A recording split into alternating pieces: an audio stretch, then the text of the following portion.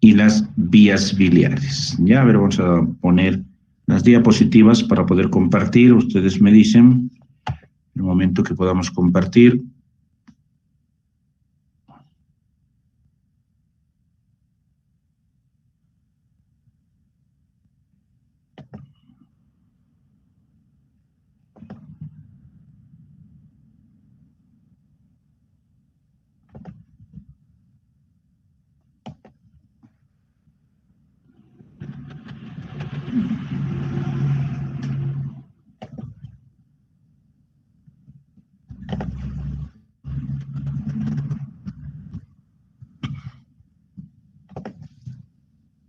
Bueno, ahí estamos compartiendo la pantalla. ¿Se ve las diapositivas?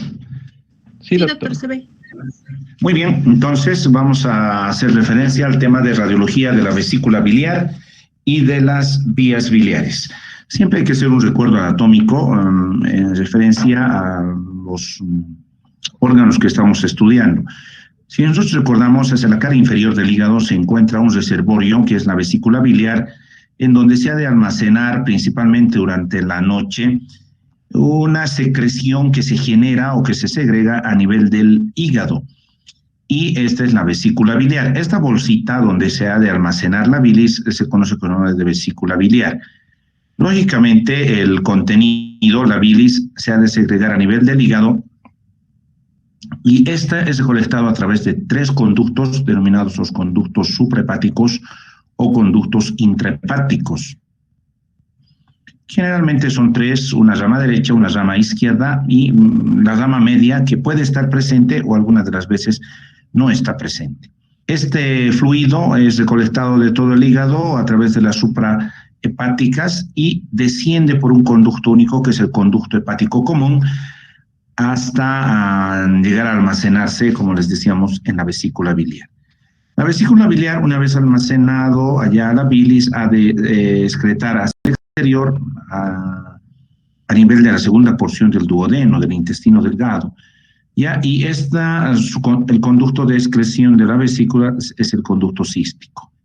De la unión del conducto hepático común con el conducto cístico nace un otro conducto importante que es denominado el conducto extrahepático principal, o el conducto biliar extrahepático principal, denominado más propiamente con el nombre de conducto colédoco. Este colédoco desciende hasta la segunda porción del duodeno y ha de hacer su desembocadura a través de la ampolla de Vater o el esfínter de Oddi juntos o de manera independiente con el conducto que viene del páncreas.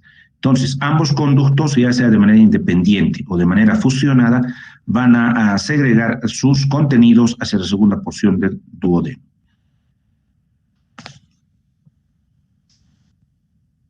Tenemos aquí entonces el esquema de los conductos suprahepáticos. Les decíamos que hay un suprahepático derecho, izquierdo. La presencia del conducto suprahepático medio es inconstante, puede existir o no puede existir. Desciende a través del conducto hepático común, esto se fusiona con el cístico y van a conformar el conducto colédoco, que es el que se encarga directamente de vaciar hacia la segunda porción del duodeno de manera independiente o de manera fusionada con el conducto de Wilson proveniente del páncreas. Ahí vemos una ubicación de la vesícula que se encuentra hacia la cara inferior del hígado. ¿Ya? Vemos entonces en verde los conductos, la vesícula y los conductos biliares, de los cuales lo más importante es reconocer a la vesícula, que se le ha comparado su forma con una morfología piriforme, es decir, forma de pera, en donde se ha de reconocer una parte que está hacia el fondo, una parte que es el cuerpo y una parte mucho más estrecha o delgada, denominada el infundíbulo o también denominada el cuello. Y posiblemente viene el conducto cístico, que es el que se encarga de llevar la bilis para fusionarse junto con el conducto hepático común. ¿Ya? Entonces, es importante también tomar en cuenta la anatomía, especialmente con los aspectos quirúrgicos, es decir, en la cirugía para hacer las colecistectomías, para no confundir tanto la rama arterial como la rama venosa, así como también las ramas biliares que se encuentran prácticamente formando una especie de Y, fusionadas y muy bien conjuncionadas para tener un buen funcionamiento. Entonces, la anatomía, en estos casos, es muy importante poder reconocerlas para poder diferenciar cada una de estas estructuras. A propósito de los conductos intrahepáticos, vamos a ver que son canalículos biliares, también son conductillos intralobuliares y conductos perilobuliares que se encargan de recolectar toda la bilis que se ha de producir a nivel de la glándula hepática. Los conductos extrahepáticos son ramas, tanto derecha e izquierda, que se han de fusionar y van a descender conformando un solo conducto, que es el conducto hepático común. El conducto hepático común se fusiona con el cístico para formar el colédoco. La vía biliar principal extrahepática precisamente es el conducto colédoco, ¿ya? Desemboca en la segunda porción del duodeno a nivel de la papila, desciende por detrás de la primera porción del duodeno, rodea un poquito la cabeza del páncreas y atraviesa oblicuamente la pared duodenal y termina juntos o separados a nivel de la ampolla de váter.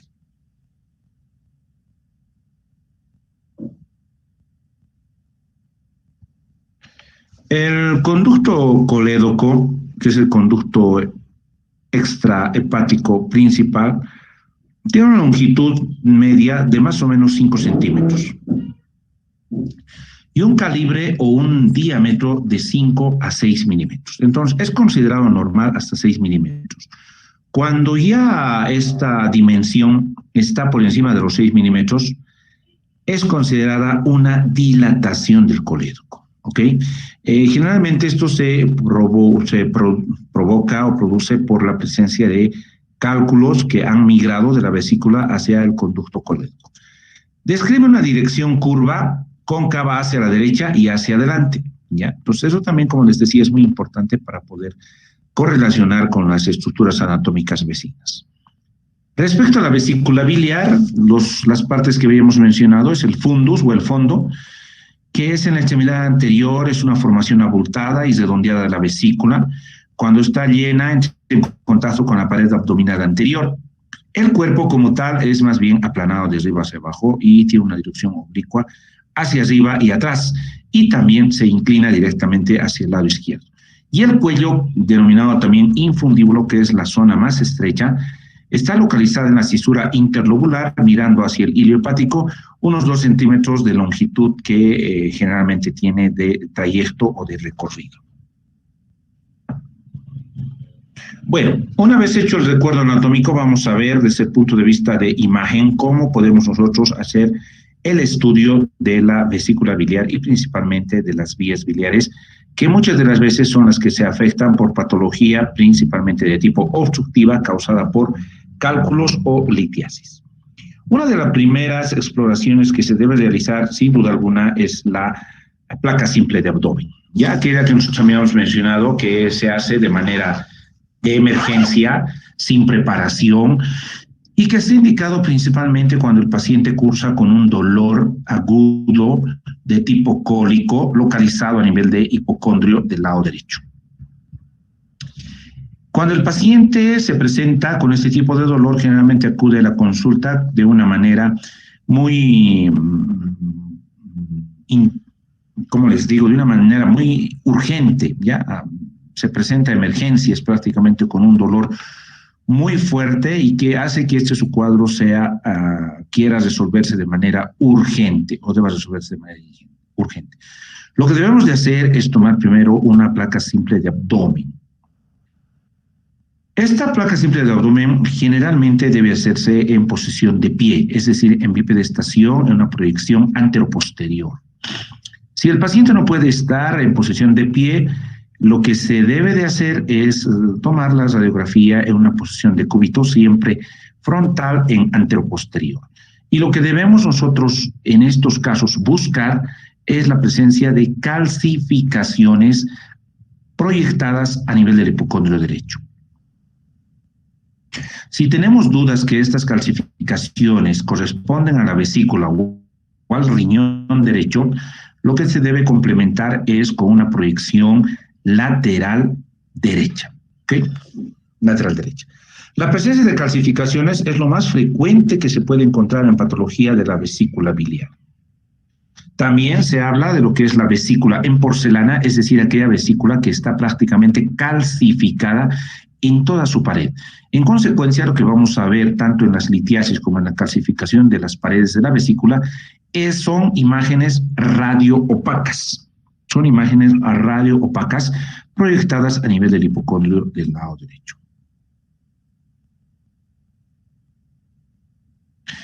Otra patología que se presenta y que se puede observar desde la placa simple de abdomen es la leche de calcio o una bilis que presenta abundante cantidad de micropartículas de calcio, los microlitos, o la bilis de ectasia, denominada también vaso biliar o arenilla biliar, que también puede observarse desde una placa simple de abdomen. ¿Ok? Sin embargo, hay que remarcar de que la placa simple de abdomen, la radiografía simple, no ha de observar en su totalidad al 100% de los cálculos. Los cálculos se dividen en dos grandes grupos, desde el punto de vista radiológico. Cálculos radioopacos y cálculos radiotransparentes. Los cálculos radioopacos son aquellos que vamos a poder observarlos en la placa simple de abdomen.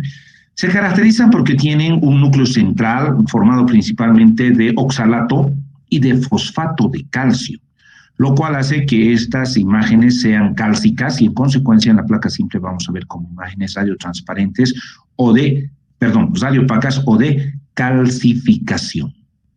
Existen, por otro lado, el segundo grupo de cálculos, que son los cálculos radiotransparentes, que no pueden ser visibles con la placa simple de abdomen, con la simple radiografía.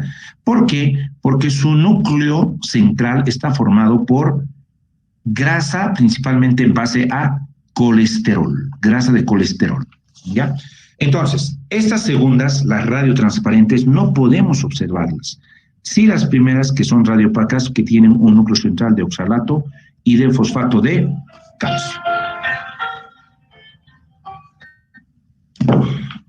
También podemos observar en la placa simple de abdomen lo que se llama la colecistitis enfisematosa, es decir, la presencia de aire, ya sea hacia el interior de la vesícula o bordeando o rodeando a la vesícula, una colecistitis enfisematosa. ¿Ok? Eso ya se ve como una imagen radiotransparente al interior o alrededor de la vesícula biliar. Algunas de las causas por las cuales se puede observar precisamente esta colecistitis enfisematosa es la cirugía bilioentérica recientemente realizada, o sea, un paciente que ha sido sometido recientemente a una cirugía. También podemos observar aire en el interior o alrededor de la vesícula cuando una fístula se ha perforado por la presencia de un cálculo y ha formado una fístula. También en la presencia de perforación de úlcera duodenal.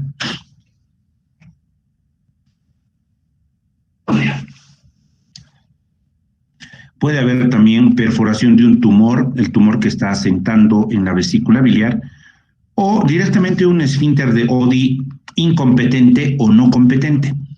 Es decir, que el esfínter de Oddi no se cierra totalmente cuando debe estar cerrado y más bien está cerrado incompletamente, lo que hace que el gas que se encuentra en la segunda porción del duodeno pueda retornar a través de los conductos, principalmente el colédoco, hacia la vesícula y darnos la presencia de imagen aérea o de aire libre en la parte periférica o al interior de la vesícula biliar. Algunas causas entonces de una colecistitis enfisematosa. Bueno, otro estudio que también se realiza para poder estudiar la vesícula biliar junto con la radiografía es la radiografía contrastada. La radiografía contrastada. La radiografía contrastada se denomina estudio de colecistografía oral. ¿Y por qué se llama colecistografía oral? Se llama colecistografía oral porque precisamente el medio de contraste se lo administra por vía oral. El medio de contraste en este caso consiste en la utilización de tabletas o de pastillas de yodo. de ácido iopanoico, ¿ya? Entonces, se le da al paciente a través de vía oral unas tabletas que contienen el contraste. Este contraste está formado por ácido iopanoico. Más o menos cada tableta viene una presentación de 10 miligramos y al paciente se administra entre 10 a 12 tabletas de ácido iopanoico. ¿Cuándo se le debe dar las tabletas? 12 horas antes de la realización del estudio o 12 horas antes de tomar las placas radiográficas. Generalmente las placas radiográficas se toman a las 8 o 9 de la mañana, entonces nosotros tenemos que administrarle al paciente 12 horas antes, es decir, a las 7, 8 o 9 de la noche, día antes del estudio, para que durante la noche estas tabletas de ácido iopanoico puedan ser absorbidas por el intestino, metabolizadas en el hígado y almacenadas en la vesícula biliar. Al día siguiente, cuando sacamos las placas radiográficas, que pueden ser en posición de pie o en posición de cúbito, lo que vamos a observar es una vesícula totalmente opacificada, gracias a la presencia del ácido iopanoico que actúa como medio de contraste. Por el contrario, los cálculos en este estudio se ven radiotransparentes.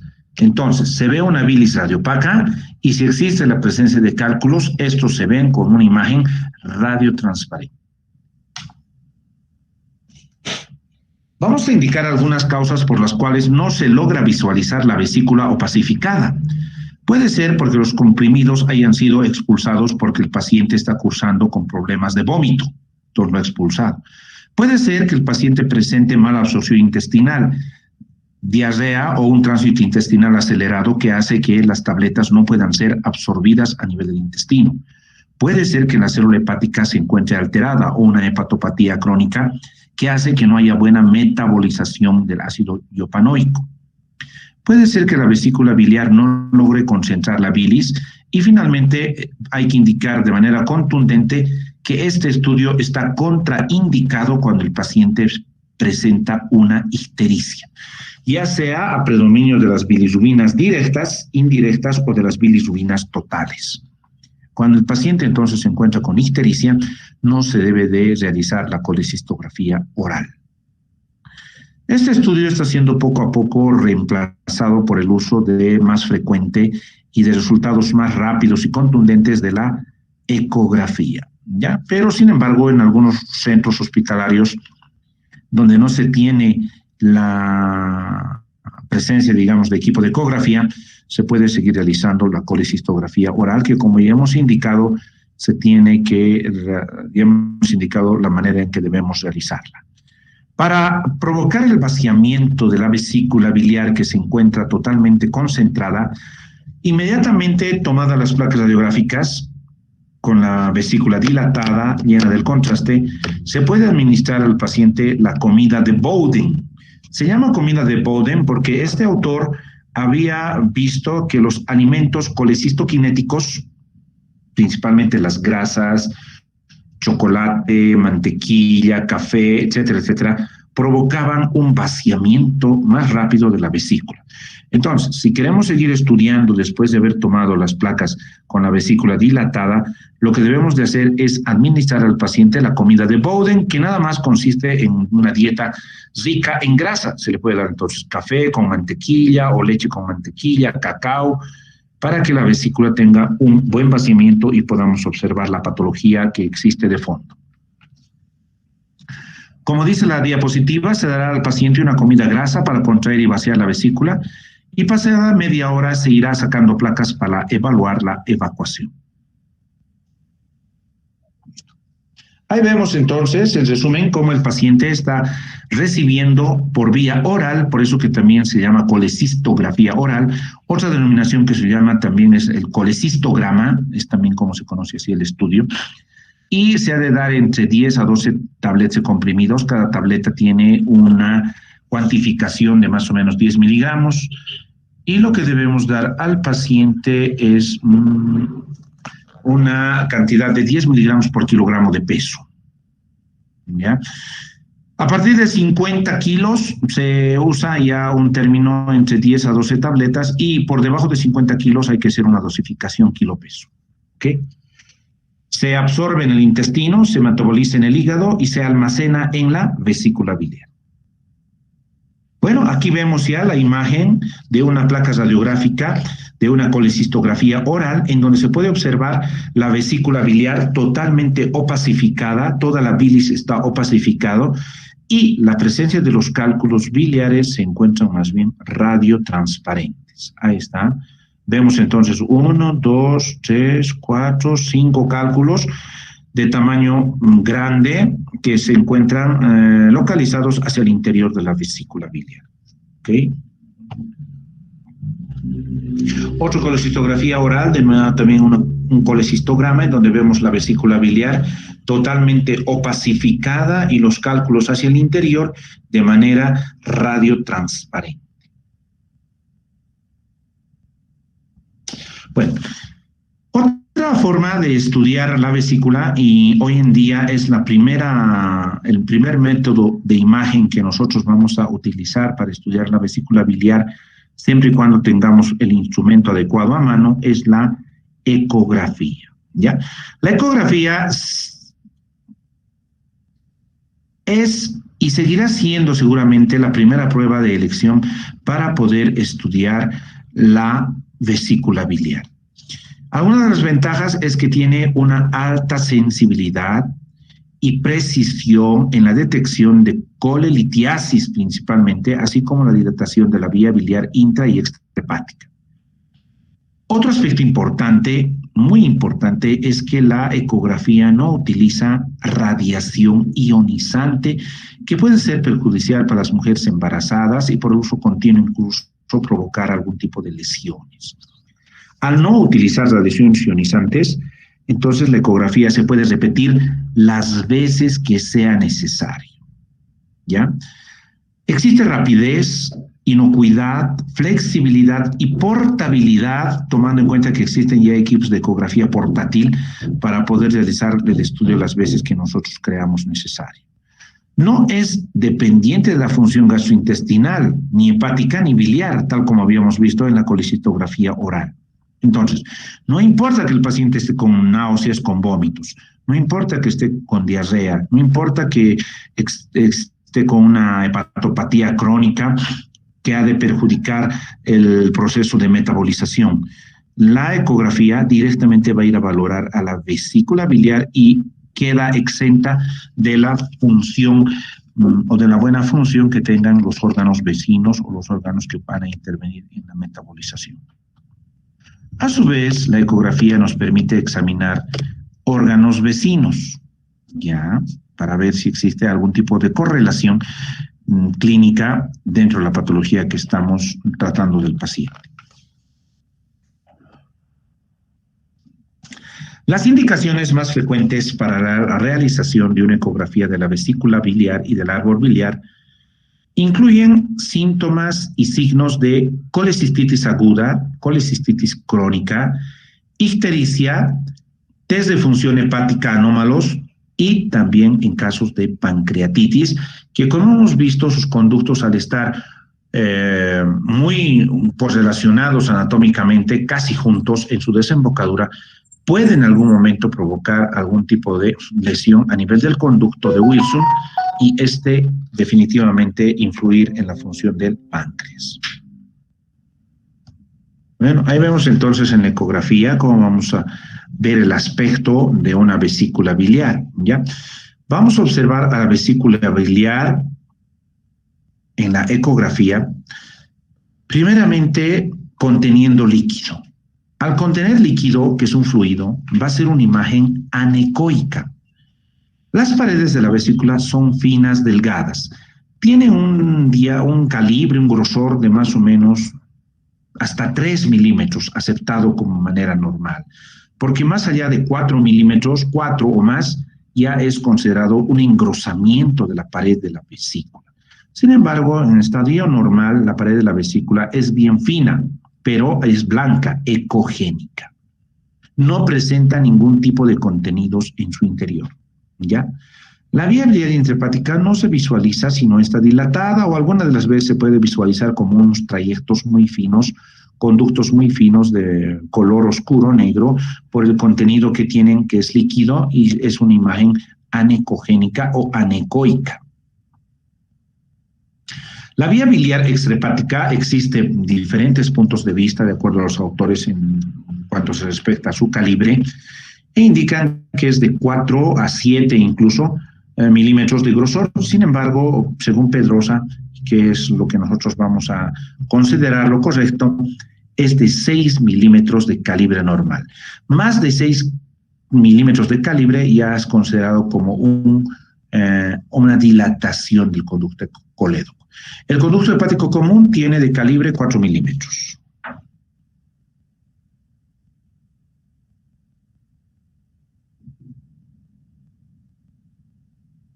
En la ecografía también vamos a observar toda la anatomía que habíamos mencionado, ¿no? Desde los conductos suprahepáticos, derecho, izquierdo, algunas veces el conducto medio, el cístico se puede valorar el conducto hepático común, y lo que se valora mucho más fácil por el calibre que tiene es el colédoco hasta su desembocadura. En la vesícula se va a diferenciar claramente las 3 partes de las cuales está formada, tanto el fondo, el cuerpo y el cuello, para poder hacer una valoración exacta de la anatomía de la vesícula. Bueno, vemos la apariencia. Ya habíamos dicho que el grosor de la pared no debe exceder de más de 3 milímetros. Es una pared fina, delgada, ecogénica, es decir, de color blanco. El contenido es anecogénico porque es líquido y no tiene ningún tipo de partículas en suspensión.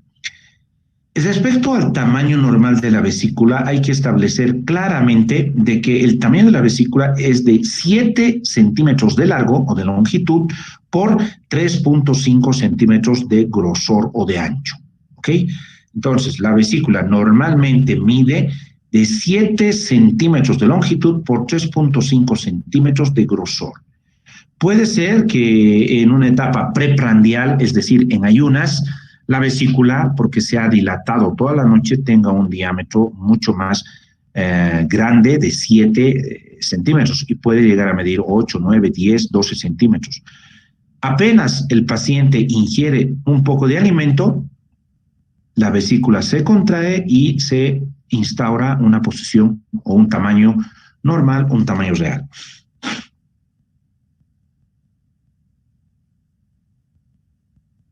Bien, bueno, ¿alguna pregunta, alguna consideración hasta este punto? Por favor, revisen sus imágenes y podemos hacer alguna pregunta. Revisen sus apuntes, es decir, revisen sus apuntes, y si tienen alguna pregunta, adelante. Doctor, buenos días. Claro. Doctor, en la colecistografía oral se da de 10 a 12 tabletas 12 horas antes, ¿verdad? Sí, así es. ¿Se les da en el momento? ¿Se toman las 12 tabletas? ¿O no, en el transcurso de las 12 horas? Lo que hemos dicho es que el medio de contraste debe ser administrado 12 horas antes de la realización de las placas radiográficas.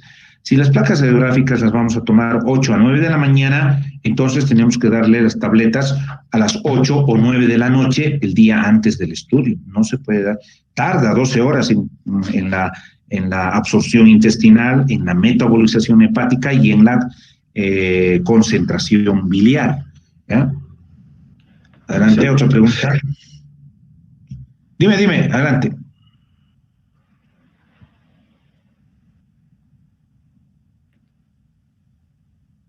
Adelante.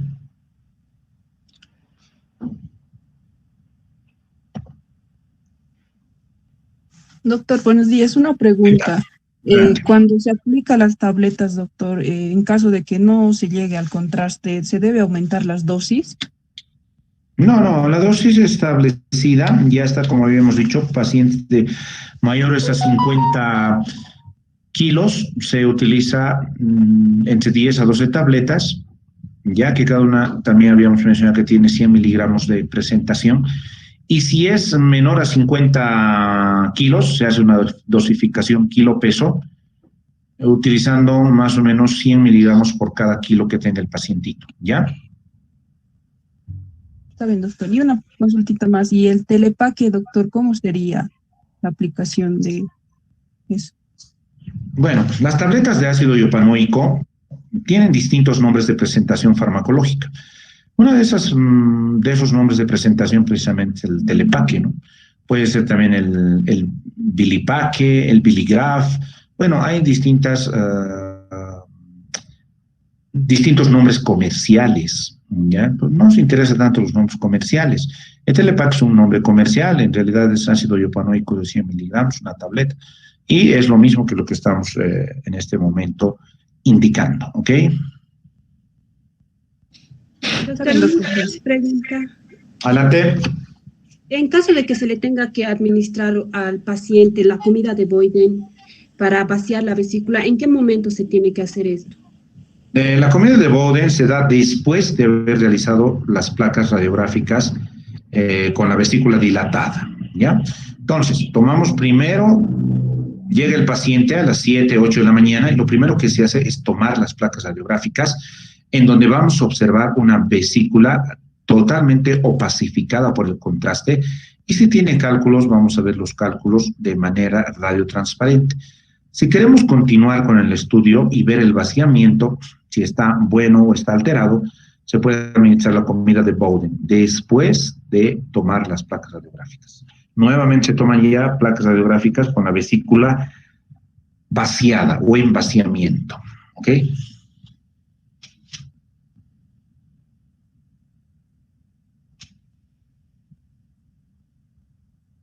Está bien, doctor, gracias. ¿Alguna otra pregunta?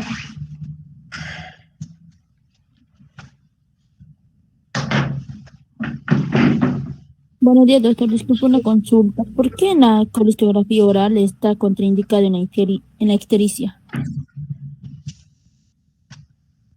Bueno, una de las causas más frecuentes para que se produzca ictericia son los procesos obstructivos de las vías biliares, precisamente.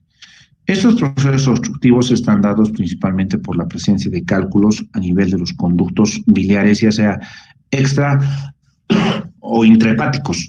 De tal manera que si nosotros vamos a administrar el contraste, vamos a aumentar esta alteración de la función de la vesícula que está reflejada precisamente en la función de las bilirrubinas, ¿ya? Entonces, no se puede hacer este estudio con los pacientes, como ya hemos mencionado, que se encuentran con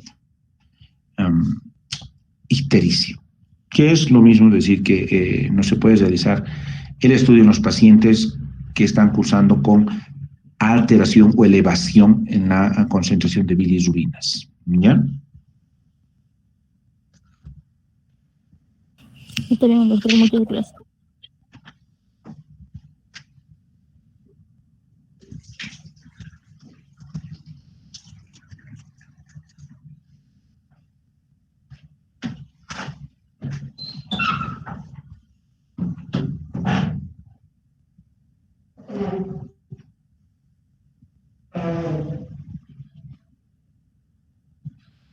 Cuando llegue a la paz, encontré una ciudad. Bueno, continuamos entonces, ¿ya? Aquí en la diapositiva lo que estamos observando y es una presentación ecográfica de una vesícula normal. La forma de la vesícula puede tener múltiples presentaciones anatómicas, es decir, variables anatómicas. Generalmente se presenta bajo la forma de pera, sin embargo, puede tener una forma alargada, elongada, en gozo frigio, en T, en la forma de T, en la forma de letra Y, en la forma de letra V, etcétera, etcétera, etcétera. ¿Ya? Entonces, no es tan importante aquello, solamente son variables anatómicas de su presentación. La longitud ya la hemos establecido, es una longitud hasta 7 centímetros de longitud por 3.5 centímetros de grosor. La pared es ecogénica fina delgada. Ecogénica fina delgada. Y el contenido es un contenido de líquido homogéneo, sin partículas en su interior. y que al ser una imagen que no produce eco, se conoce con el nombre de imagen anecogénica o anecoica, sin eco. Está hacia la cara inferior del hígado. Ahí está, toda es la vesícula, ¿ya? Ahí vemos otra forma de presentación de la vesícula, siempre en la cara inferior del hígado, una vesícula que podemos medirla cuánto mide, su pared fina, delgada, ecogénica y su contenido líquido homogéneo, sin partículas en suspensión, imagen anecogénica o anecoica homogénea. Respecto a los conductos, el más importante de medir es lógicamente el conducto colédoco, que es este, que se ve como una imagen tubular de pared también fina, delgada, ecogénica y contenido líquido que está conteniendo la bilis y que tiene un calibre de hasta, considerado normal, 6 milímetros. Otros métodos en los cuales se puede estudiar a la vesícula también incluyen métodos mucho más complejos como la tomografía, la colangiografía percutánea transhepática, la medicina nuclear, la colangiografía endoscópica retrógrada o la denominada CEPRE, la colangiografía intra y postoperatoria. De estas, seguramente la más importante ha de ser la CEPRE, que es la colangiografía retrógrada endoscópica, y que vamos a verla a continuación.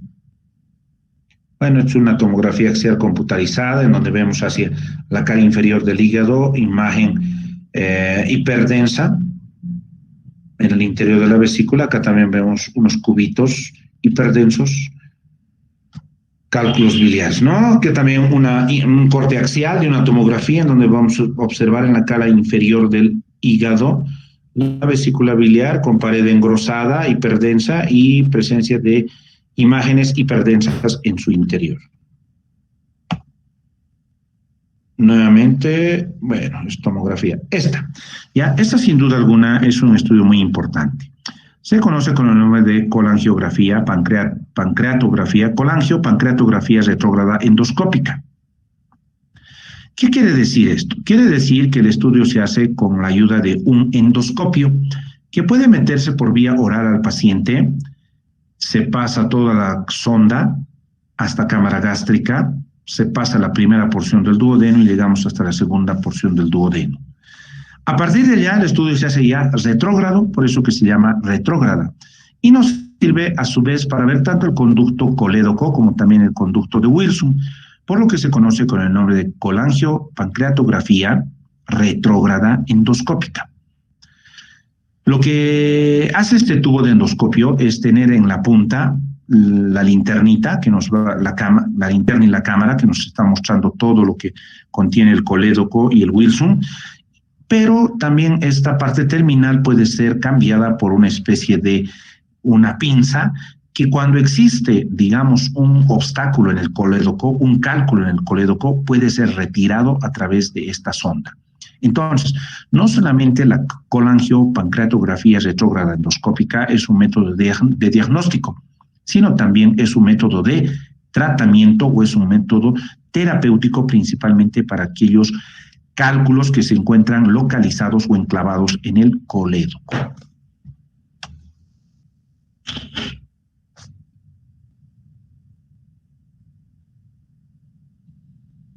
Bueno, estos métodos son un poquito más complejos porque se utiliza la administración del contraste directamente a la vesícula o a los conductos. Una colangiografía intravenosa, una colangiografía directa que es mucho más de alto riesgo porque al puncionar con una aguja gruesa podemos lesionar otras estructuras anatómicas.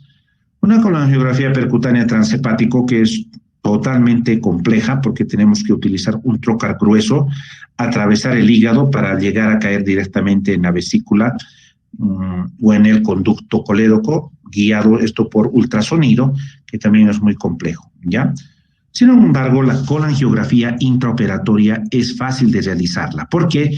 Porque esta se realiza durante el acto quirúrgico, cuando el abdomen del paciente se encuentra totalmente abierto por el cirujano, ¿no? Entonces, el cirujano, para ver la permeabilidad de los conductos biliares, lo que hace es inyectar un método de contraste, generalmente yodado, se inyecta a los conductos y se toman placas radiográficas para ver la permeabilidad de los conductos biliares extrahepáticos como también intrahepáticos. Si existe alguna alteración o una amputación de uno de los conductos, se sospecha de que todavía existe un cálculo que no está permitiendo que el contraste pueda dibujar todo el árbol biliar y en consecuencia se sigue buscando y se sigue haciendo la limpieza de los conductos biliares. La colangiografía postoperatoria quiere decir que ya el cirujano ha cerrado la pared abdominal. Lo único que deja es una sonda denominada sonda en T, denominada también sonda Kerr, ¿ya? Así se llama esta sonda.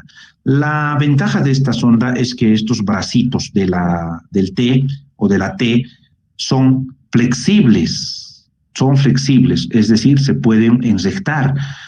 Entonces, una vez que el cirujano deja la sonda en T, cierra pared abdominal, pasa más o menos 7 días a 10 días y lo que tenemos que ver nosotros es la permeabilidad de los conductos, si no ha quedado algún cálculo residual.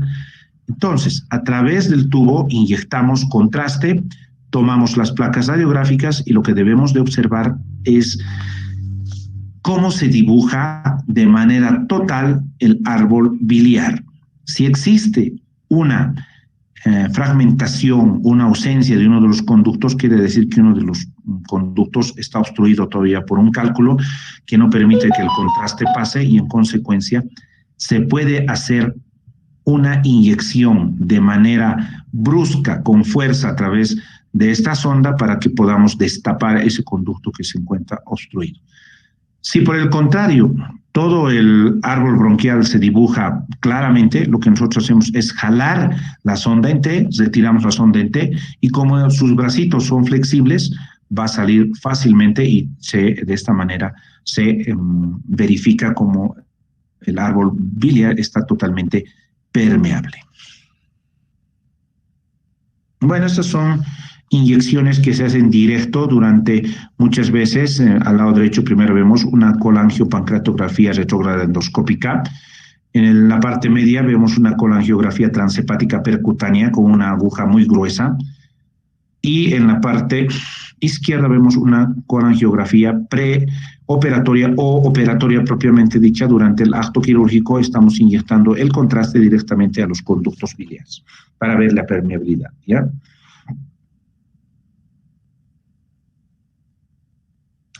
Bueno, una de las patologías también muy frecuentes que se pueden observar en la ecografía es el denominado la leche de calcio, el vaso biliar o la arenilla biliar. ¿Qué significa esto? ¿No? Eso significa simplemente la presencia de micropartículas de calcio hacia el interior de la bilis. Si nosotros recordamos, la bilis es un líquido fluido homogéneo, líquido, homogéneo. Sin embargo, muchas veces por la presencia de este vaso biliar, este líquido homogéneo ya se vuelve un líquido heterogéneo.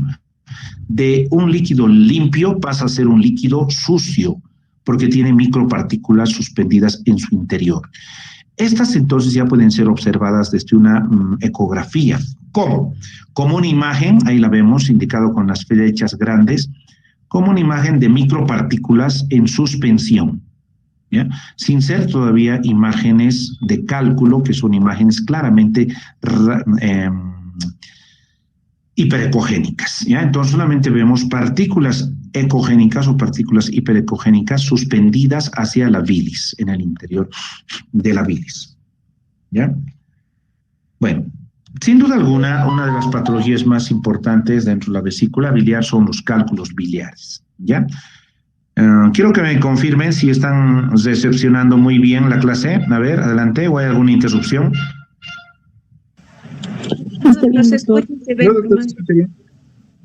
Excelente, continuamos entonces, ¿ya?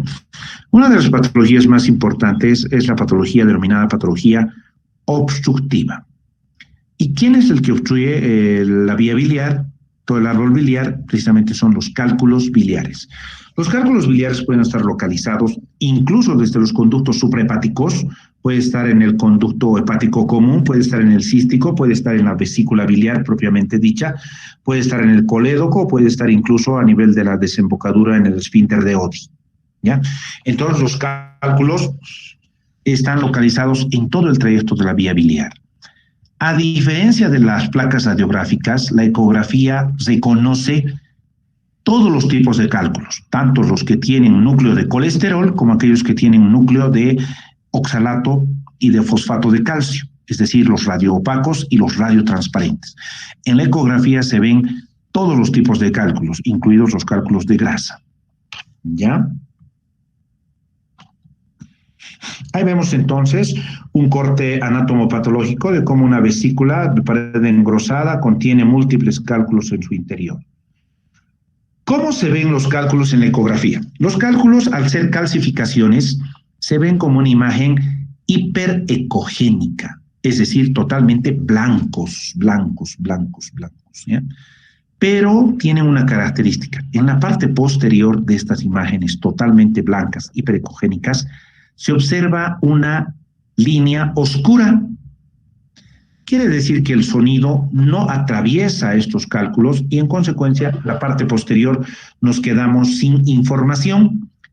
A esta sombra oscura se le conoce con el nombre de sombra acústica posterior o también silencio acústico posterior. ¿Por qué silencio? Porque no hay eco, no produce información.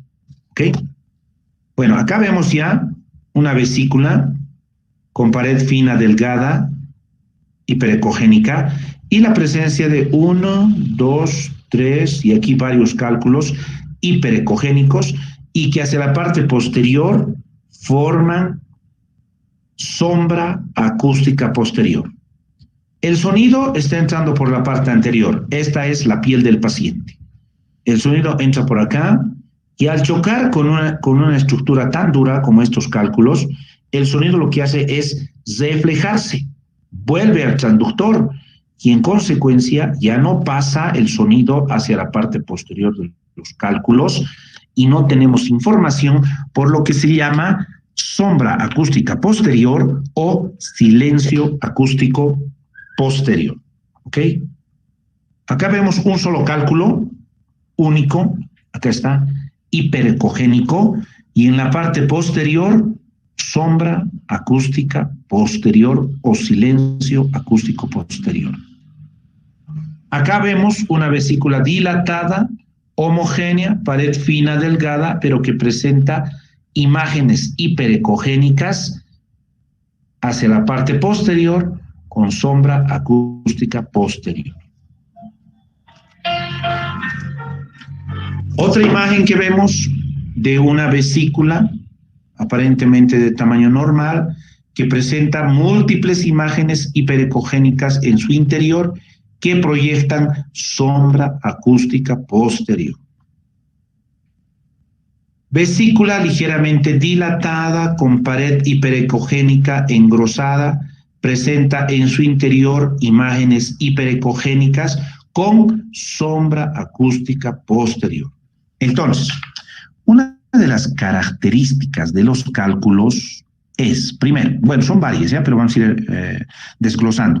Son imágenes, al ser imágenes de calcio o calcificaciones, son imágenes hiperecogénicas.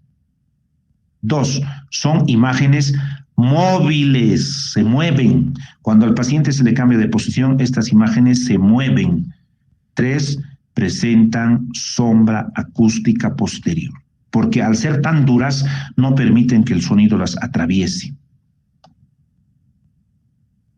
La vesícula escleroatrófica se reduce a una zona hiperecogénica en el lecho vesicular, con fuerte sombra acústica posterior, sin llegar a ver la luz vesicular, ya que no hay líquido en su interior. Quiere decir que cuando la vesícula biliar se encuentra totalmente llena de cálculos, esta se seca, ya no tiene nada de bilis, solamente es una imagen en masa de una imagen hiperecogénica con una fuerte sombra acústica posterior. A eso se conoce con el nombre de vesícula escleroatrófica, que se basa en presencia de múltiples cálculos reducción o ausencia del líquido biliar y reducción también del tamaño de la vesícula biliar. Bueno, acá vemos, esta es la vesícula esclerotrófica, la sombra acústica, nada más que vemos, esta es la vesícula. Se ha reducido de tamaño, es una imagen hiperecogénica con sombra acústica posterior, imagen de vesícula esclerotrófica. Bueno, acá vemos una vesícula, vean la diferencia, vemos una vesícula de pared sí engrosada, más de 3 milímetros, con una imagen hiperecogénica en su parte posterior, pero que no presenta sombra acústica posterior. No presenta sombra acústica posterior. Cuando no presenta sombra acústica posterior, hay que establecer el diagnóstico diferencial con un pólipo en la vesícula o una neoplasia de la vesícula. Son imágenes sólidas, pero no calcificadas. Son imágenes sólidas con pólipo o una masa, que es una lesión sólida, ya sea una masa benigna o maligna, pero que se diferencia del cálculo porque no se mueve, está pegado a la pared, no es movible y no tiene sombra acústica posterior. Esos son los pólipos de la vesícula o los tumores neoplásicos benignos o malignos de la vesícula. Acá igual vemos vesícula con imagen hiperecogénica en su parte posterior, sin sombra acústica posterior. Vemos una vesícula con imagen hiperecogénica, sin sombra acústica en su parte posterior, no se mueve, pólipo vesicular. Bueno. Finalmente vamos a establecer diagnósticos de tipo inflamatorio o infeccioso en la vesícula. Lo que se conoce con el nombre de las colecistitis. Las colecistitis, desde el punto de vista clínico, pueden dividirse en colecistitis aguda y colecistitis crónica. La colecistitis aguda se denomina así cuando es de presentación brusca, primera vez de presentación y con un dolor muy agudo. Si estos dolores se van repitiendo, estos dolores agudos, bruscos, se van repitiendo, ya no se llama colecistitis aguda, sino que se conoce con el nombre de colecistitis crónica, desde el punto de vista clínico. Sin embargo, desde el punto de vista imagenológico, las colecistitis, tanto agudas y crónicas, tienen un solo punto cardinal en común, que es el engrosamiento de la pared vesicular. Únicamente ese es el punto de concordancia entre una colecistitis aguda y colecistitis crónica. Engrosamiento de la pared vesicular. ¿Y por qué se produce este engrosamiento de la pared vesicular? Se produce engrosamiento de la pared vesicular por la presencia de proceso inflamatorio, edema e inflamación en la pared de la vesícula biliar. Histológicamente, la pared de la vesícula se encuentra formada por 3 capas. Una capa externa y una capa interna que está formada por tejido conjuntivo o tejido conectivo y una parte media que está formada principalmente por pared muscular o parte muscular. Estas 3 capas se fusionan y se ha de observar como una pared fina, delgada y hiperecogénica que no pasa en su diámetro más de 3 milímetros. Cuando pasa más de 3 milímetros, 4, 5, 6, 7, se produce engrosamiento de la pared vesicular por proceso inflamatorio o edematoso y ya es considerado una colecistitis. Aguda o crónica no interesa, pero ya es considerado una colecistitis. ¿Ok? Una de las primeras causas para que se produzca una colecistitis, lo que es lo mismo un engrosamiento de la pared, son los procesos obstructivos causados por los cálculos biliares. Sin embargo, puede existir colecistitis sin la presencia de cálculos. Es decir, aunque no haya cálculos, puede haber engrosamiento de la pared de la vesícula. En ese caso, estuviéramos hablando de una colecistitis alitiásica, sin cálculos, en diferenciación de otro tipo de colecistitis que son las más frecuentes, como son las colecistitis litiásicas. Bueno, acá vemos una colecistitis alitiásica, sin cálculo, pero con un engrosamiento importante de la pared de la vesícula, más de 3 milímetros. ¿Ok? Acá lo propio, engrosamiento de la pared, eso hay que medir. Puede estar o no puede estar dilatada la vesícula, tampoco se interesa. Puede haber cálculos o no puede haber, no interesa. Lo que interesa es el engrosamiento de la pared, la vesícula. ¿Ok? Acá vemos una colecistitis, engrosamiento de la pared litiásica, e incluso esta es con obstrucción, porque a nivel del cuello está obstruyendo un cálculo con sombra acústica posterior, imagen hiperecogénica con sombra acústica posterior, lo que nos indica que hay un cálculo que está obstruyendo la salida a nivel del cuello. ¿Ok? Bueno, acá vemos dos imágenes hiperecogénicas con sombra acústica posterior, engrosamiento de la pared vesicular. Una colecistitis aguda litiásica. Acá vemos cómo los cálculos están haciendo prácticamente una especie de fila, están haciendo una filita para querer salir de la vesícula. No lo van a lograr, ¿no? Porque si nosotros recordamos que el calibre del colédoco es de 6 milímetros, estos cálculos miden más de 6 milímetros. Imposible que pasen por el colédoco. Pero todos ellos están reuniéndose a nivel del cuello o del infundíbulo, lo que ha de provocar un proceso obstructivo. Y si nosotros vemos el laboratorio, vamos a ver aumento de las bilirrubinas, lo que ha de manifestarse en el paciente como ictericia, y está contraindicado poder realizar una colecistografía oral, pero sí se puede realizar una ecografía. Hay engrosamiento de la pared, hay proceso obstructivo debido a los cálculos, una colecistitis litiásica. Acá vemos un solo cálculo con fuerte sombra acústica posterior o silencio acústico posterior. Acá un pequeño cálculo, bueno, ni tan pequeño, imagen hiperecogénica con sombra acústica posterior. Acá vemos un cálculo, esto ya no se llama una colecistitis, sino se llama una coledocolitiasis, es decir, la presencia de un cálculo en el colédoco. Coledocolitiasis. A este paciente sí se le puede realizar una CEPRE, es decir, una colangiopancreatografía retrógrada endoscópica, para poder retirar el cálculo del colédoco.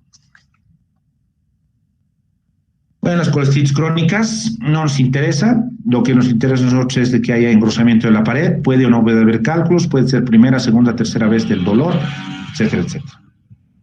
Bueno, ahí vemos algunos lugares donde se han localizado los cálculos, en la vesícula, en el fondo, a nivel del cuello, en el colédoco o incluso a nivel de la esfínter de Oddi. Una coledocolitiasis, en donde se observan imágenes hiperecogénicas en el colédoco, lo que ha de provocar un proceso obstructivo, aumento de las bilirrubinas, ictericia en el paciente. Finalmente, mencionar a los procesos neoplásicos de la vesícula y de las vías biliares. Como en cualquier parte, los tumores de la vesícula y de las vías biliares se dividen en tumores benignos y tumores malignos, ¿ya? Dentro de los benignos vamos a encontrar aquellos derivados de vasos, como los angiomas, podemos derivar aquellos derivados de la grasa, como los lipomas, o directamente de tejido conectivo, como los adenomas, son benignos. Sin embargo, los que mayor nos deben interesar son los malignos, tales como el carcinoma de vesícula, el colangiocarcinoma o el ampuloma, ¿ya? ¿Cómo se verá ecográficamente a estos procesos neoplásicos? Estos procesos neoplásicos se caracterizan principalmente porque son imágenes hiperecogénicas, porque son sólidos, pero que no presentan sombra acústica posterior, aparte no se mueven porque están pegados a la pared de la vesícula, ¿ok? Acá vemos entonces cómo está un proceso sólido hiperecogénico sin sombra acústica posterior, y acá vemos la diferencia como un cálculo sí tiene sombra acústica posterior. Y aparte el cálculo se mueve y estos tumores no se mueven porque están pegados a la pared de la vesícula. Acá vemos como en la luz, en un corte coronal, se puede observar una imagen hiperecogénica sin sombra acústica posterior que no se mueve porque se ve claramente que está pegado a la pared de la vesícula. Acá lo mismo, vemos cómo hay una imagen hiperecogénica sin sombra acústica posterior, no se mueve porque está pegado, está incluso infiltrado a la vesícula, a la pared de la vesícula. Bueno, uno de los tumores más importantes es el colangiocarcinoma, denominado también tumor del confluente, porque se ha de precisamente desarrollar a nivel de los conductos. Hay dos, el intrahepático y el extrahepático, pero que se caracterizan porque se localizan a nivel de los confluentes. Un confluente es una división, donde se ha dividido la rama derecha en rama izquierda o se está dividiendo cualquier otra rama colateral. Entonces, a ese nivel asientan los procesos neoplásicos del que estamos hablando, del tumor de Klatskin, como es el colangiocarcinoma o tumor del confluente. Aquí está el colangiocarcinoma, tumor de Klatskin, ¿no? Que está claramente identificado. Denominado también tumor del confluente, que puede estar a nivel de los conductos hepáticos derecho e izquierdo, se conoce con el nombre de tumor de Klatskin. Bien, o puede estar muy cerca de o por encimita de la ampolla de Vater. Acá está, en el confluente vemos como hay una imagen sólida y hiperecogénica sin sombra acústica posterior, colangiocarcinoma. El ampuloma es muy raro, no lo vamos a hacer mayor mención. Y los tumores benignos, como habíamos dicho, los adenomas, los hemangiomas, los lipomas o los leiomiomas. Muy bien. Preguntas, por favor, revisen con calma, un minuto a ver sus apuntes y si tienen ustedes alguna duda, adelante. Doctor, ¿cuál sería la causa de la colecistitis alitiásica si no tiene cálculos biliares? Proceso infeccioso. ¿Ya? Cualquier bacteria, cualquier germen puede llegar a ocasionar proceso inflamatorio a nivel de la pared y nos ha de provocar un proceso de una colecistitis. Está bien, doctor.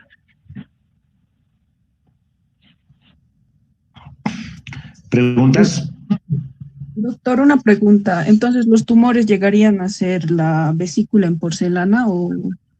No, la vesícula en porcelana es la calcificación de la pared de la vesícula, nada que ver con los tumores, es una calcificación que se da en la pared de la vesícula, marcándole prácticamente como si nosotros agarraríamos una tiza blanca, esas que utilizaban antiguamente en las pizarras, y marcaríamos todo el borde de la vesícula, de color totalmente blanquito, vesícula en porcelana, ese es vesícula en porcelana, ¿ok? Los tumores son otra cosa. Son imágenes sólidas, blandas, pero que son imágenes hiperecogénicas, sin sombra acústica posterior. Ya está bien, doctor. Gracias. ¿Alguna otra preguntita?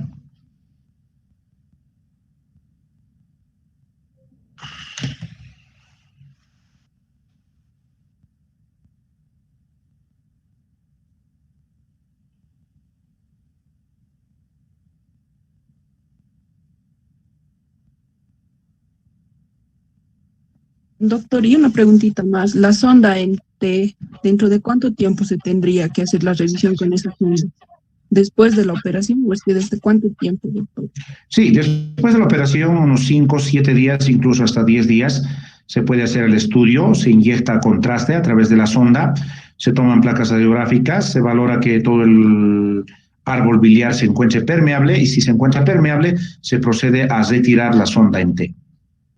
Entonces, después de 5, 7 o 10 días después de la cirugía, se puede hacer una colecistografía postoperatoria y se retira la sonda en T. Está bien, doctor.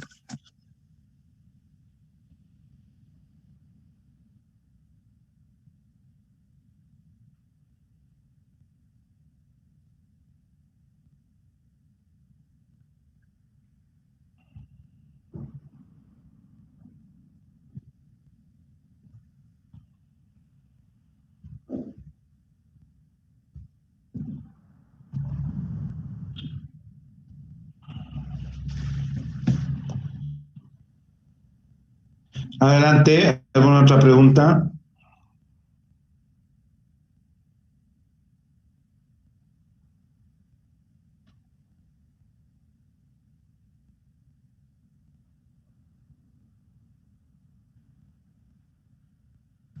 Doctor, cuando existe un impacto de un cálculo en la región del cuello, Sí. ¿qué se puede producir, doctor? No, lo que se produce es una dilatación de la vesícula, ¿no? Entonces, lógicamente, la presencia de un cálculo a nivel del cuello, que es una zona muy estrecha, va a provocar en el paciente un dolor totalmente agudo y que muchas de las veces no se puede solucionar o no se puede resolver. ¿Por qué? Porque el cálculo se ha atrapado en ese lugar. Entonces, generalmente lo que se usa son antiespasmódicos para que el cuello un poquito se relaje y le dé la oportunidad a ese cálculo para que vuelva atrás y se sitúe nuevamente al interior de la vesícula, porque adelante no va a poder ir, ¿no? Porque es muy estrecho el camino de delante. Entonces, apenas se aprovecha ese momento del antiespasmódico para que el cálculo retorne al interior de la vesícula. Mientras los cálculos se encuentren dando vueltas dentro de la vesícula, no van a provocar mayor molestia. El dolor agudo y cólico viene en el momento en que uno de los cálculos se queda atrapado en el cuello. Ese momento viene el dolor totalmente agudo. Ese rato lo que hay que hacer es administrar al paciente antiespasmódicos vía endovenosa para que se relaje un poquito el cuello y ese cálculo tenga la oportunidad de volver atrás y no provocar este dolor que está padeciendo el paciente, ¿ok? Está bien, gracias, doctor.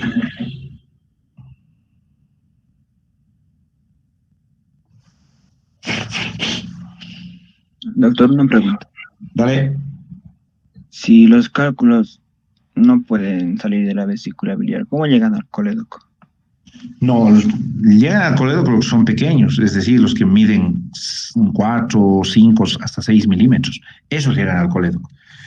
Otro más grande, imposible que llegue al colédoco, ¿no es cierto? Pero los cálculos hay de todo tamaño, de toda dimensión, son surtiditos, ¿no? Los cálculos no tienen un solo tamaño, no miden todos, digamos, 10 milímetros, no. Cuando hay litiasis múltiple, hay de todo tamañito, pequeños, medianos, grandes. Y los que logran pasar el cuello, que deben ser de 4, de 5 milímetros, quedan atrapados en el colédoco, ¿no? Entonces, los que producen la colédoco-litiasis. Está bien, doctor, gracias.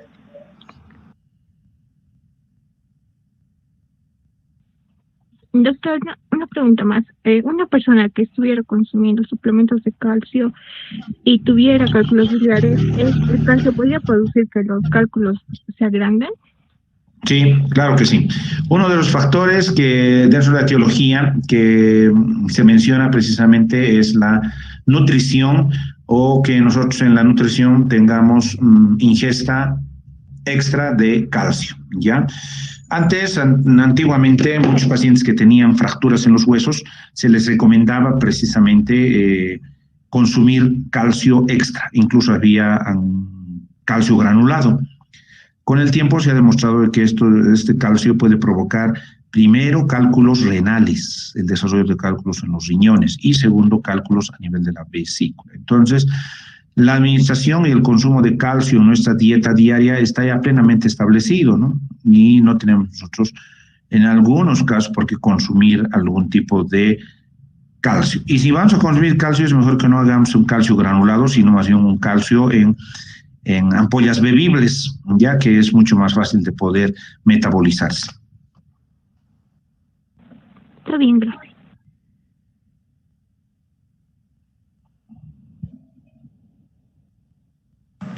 Doctor, buenos días. Una preguntita. Dale. En la causa de gas en las vías biliares, ¿se toma en cuenta la cirugía bilioentérica? ¿De cómo sucede esto, doctor? No, eso es cuando un paciente ha sido sometido recientemente a un acto quirúrgico, ¿no? Es decir, han hecho una CEPRE o han hecho una colecistectomía o han hecho algún otro tipo de cirugía que a través del intestino incluso puede ir retrogradamente a llenar las vías biliares y a la parte periférica de la vesícula de presencia de imagen radiotransparente, que es la presencia de aire alrededor de la vesícula, ¿ya? Ya está bien, doctor. Gracias.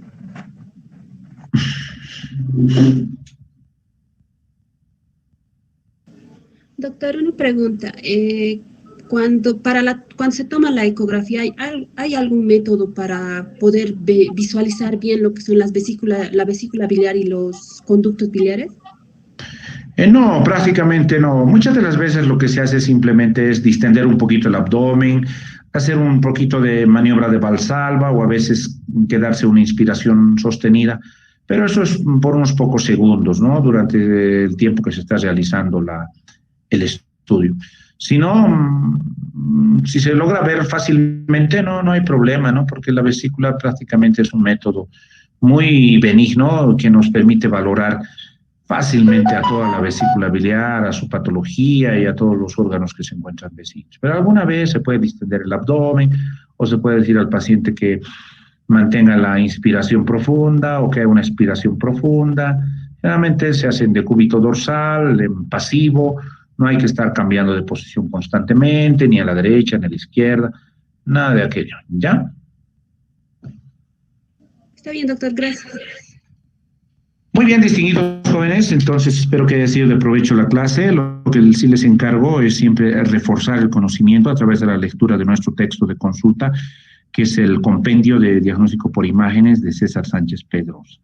No es suficiente con la exposición que nosotros les damos y en algún momento vamos a subir todos los temas al canal de YouTube, que ustedes tienen la posibilidad también de visitar y de hacer cualquier tipo de comentario, cualquier tipo de pregunta referida a los temas que hayamos subido al canal de YouTube o si no a los temas que estamos avanzados. Con mucho gusto nosotros vamos a responder y despejar todas las dudas que ustedes tengan. Bueno, cuídense bastante y háganse vacunar, ¿no? Hay una instrucción de la dirección de carrera, incluso ha salido, creo, un cronograma de fechas en las cuales tienen que asistir a la vacuna.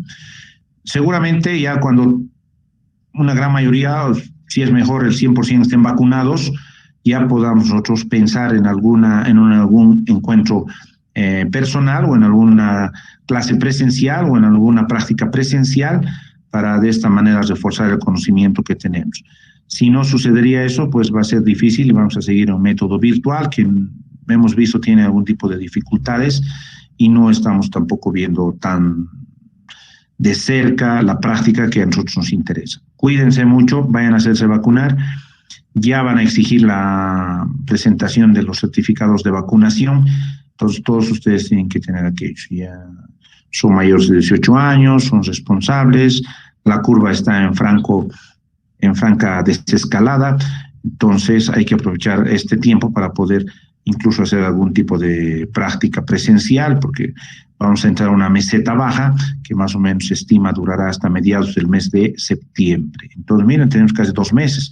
A mediados de agosto, a mediados de septiembre, son 2 meses que hay que aprovecharlos, porque luego ya a finales de septiembre otra vez vamos a estar encapsulados, vamos a estar con restricciones, ya va a ser mucho más difícil. Entonces hay que aprovechar este tiempo para poder hacer actividad presencial. Pero bueno, todavía está en consideración. Lo primero es la obtención de la vacuna y la obtención de los certificados de vacunación.